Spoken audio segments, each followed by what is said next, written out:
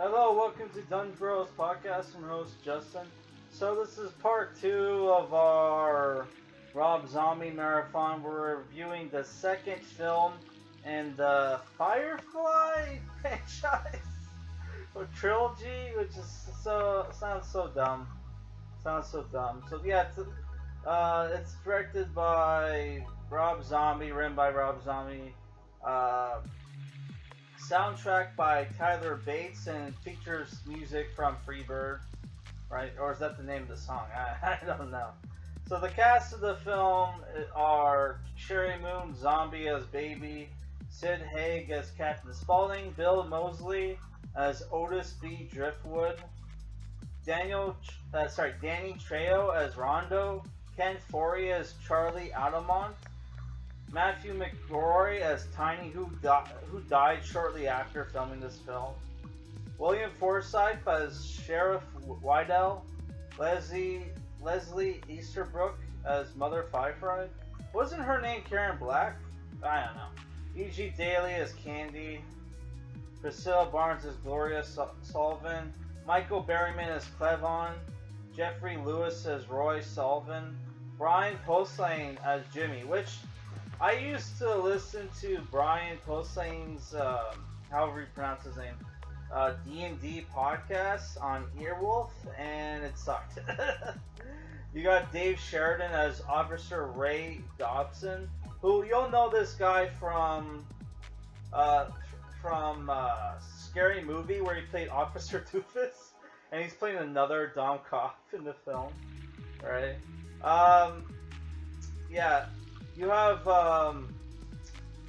Diamond Dallas Page as Billy Ray Snapper, and also Tyler Mane plays Rufus in the film, which I think they had a different actor in the first film, right? And Tyler Mane, didn't he play Razor? What's his name? Sabretooth in X-Men? Yeah, he did, and was replaced in the was replaced by Lev Schreiber in the X-Men Origins film. Thanks a lot, Hugh Jackman. So it's been a while since I've seen this film. Oh, the movie is like an hour and 50 minutes, right? Much longer than the first film. So I gotta say, I didn't like this film the first time around I watched it. There was some things about it that I did enjoy, but honestly, I wasn't a fan of the change of genre. Or this is more of a horror crime film, right? And it kind of pays homage to like Bonnie and Clyde and like what's it called? Butch Cassidy and the Sundance Kid, where you have our characters are on the run from the law because they're finally the cops have finally found out about the murderings that's been going on, the killings that have been going on, and they have and the sheriff who's in charge of the manhunt has a real hate boner for the Firefly family because they killed his brother George, who was one of the cops in the first film, right?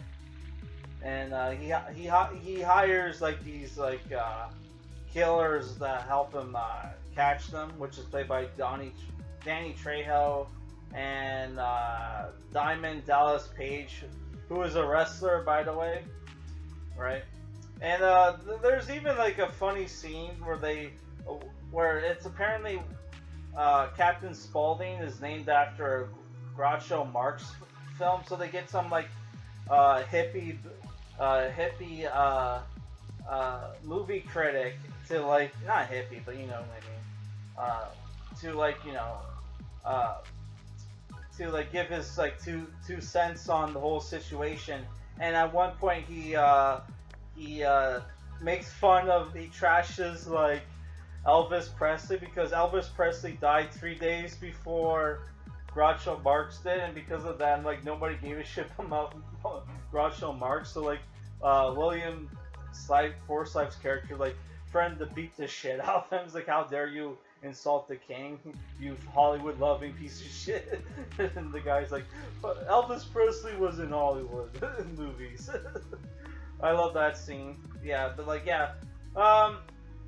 this movie, I think my major problem that I have with this movie is that our main characters are serial killer bad people, right? They're the bad guys, but they're supposed to be like the good guys of the film. And the movie wants you to root for them when they, get captured by William Forsythe, who's torturing them, wants to kill them, right? And it's like, dude, like we're supposed to feel, and like the movie has this like heroic last stand to like Freebird, and you have this like epic shootout, right? Where they have this heroic noble ending, which makes me think, how the fuck is there a third movie when everybody pretty much dies, right? And you're seeing flashbacks to them having fun. They tortured and sexually assaulted a woman in the fucking film, right? And killed a bunch of innocent people. But we're supposed to feel like, bad for these characters. That's like one of the things I didn't like about the film. We're like, yeah, and then I did like the thing. You have like there's like a famous saying by Nietzsche, where those who hunt monsters should beware of becoming monsters.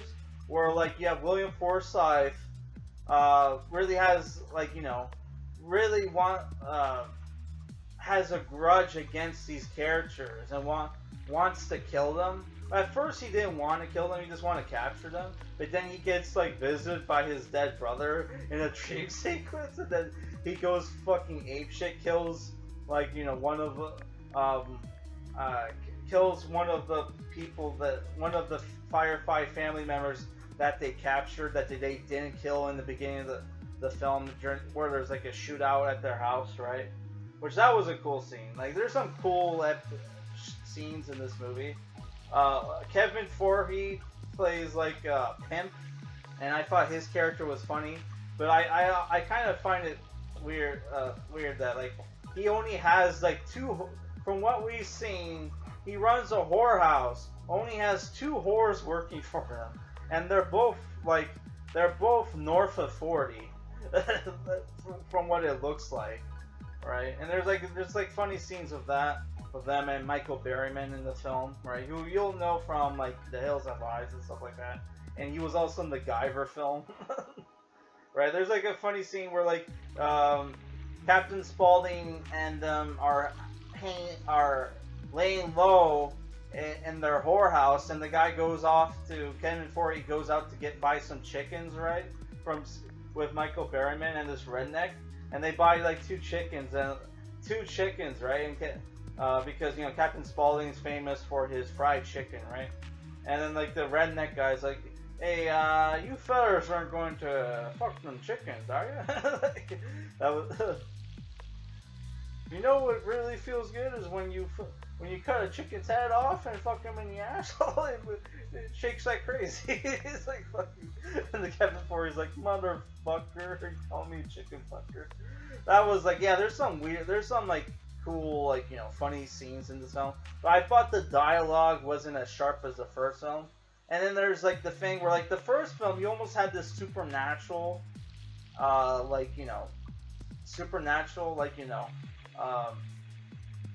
like tint to the film with Dr. Satan, right?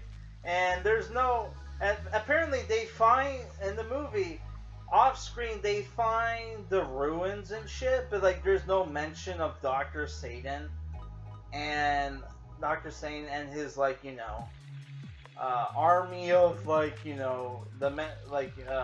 mentally deranged people. So it's like, what happened to them, right? Like they totally got rid of the supernatural aspects from the first film, right? And then there's also the fact that they changed Bill Moseley's look, where in the first film he looked like a redneck Geralt of Rivia with his yellow eyes, and he's like he was like albino, right? Here he has like a tan, he has his regular blue eyes, and he has like a dark beard. So it's like, why the fuck did he change his look? And he looked so cool in the first film, right? That's like I thought that was fucked. man. Like, I really liked his look in the first one, but they completely changed it. Which Bill Moseley and Captain Spaulding, the rest of the characters, they still have some funny dialogue. You know, their performances are great, but yeah, I just thought the film tone wise is a little fucked. Like, we're supposed to be rooting for these characters when they're like assholes. It's kind of retarded in my opinion. They shouldn't, like, these characters shouldn't be the heroes of your film, right? And I know, like, villains, everybody loves villains, but like, come on, like, you know, because they're fun to write and shit like that. And the villains in horror movies are really the stars, not so much the people, the heroes. But like, come on, man. I was rooting for William Forsythe, even though I knew he was gonna get killed at the end of the film.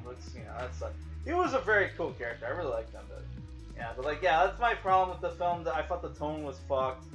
I did think it was kind of original. Okay, you're mixing it up, and you're doing like this, like, on the run, like our killers are on the run kind of movie, right? Like, a Bonnie. This film is basically like a horror version of Bonnie and Clyde, right? So that is kind of original. As far as I know, there aren't a lot of movies like that. Because like there's a lot of Halloween movies where like the cops are on the hunt for Michael Myers, but Michael Myers never seems to give a fuck. Oh, and there's also a scene where they stop for ice cream and Otis is like, what the fuck, we're stopping for ice cream, we're supposed to be on the run outlaws. That's so stupid. And they get like Tutti Frutti ice cream. I thought that was really okay, you're hungry and you want to eat ice cream, that's a little dumb, whatever. Yeah, so I'm giving this movie, I did think there was a lot of cool scenes in this movie, and overall I liked it.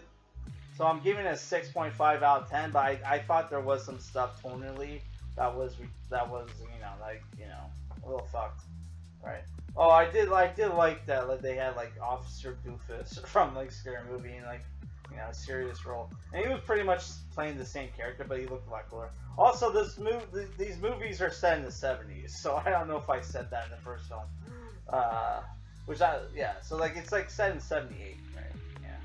Yeah. So we're gonna review Three from Hell tomorrow, and we'll do we're gonna save 31 for not Halloween, but for October, right?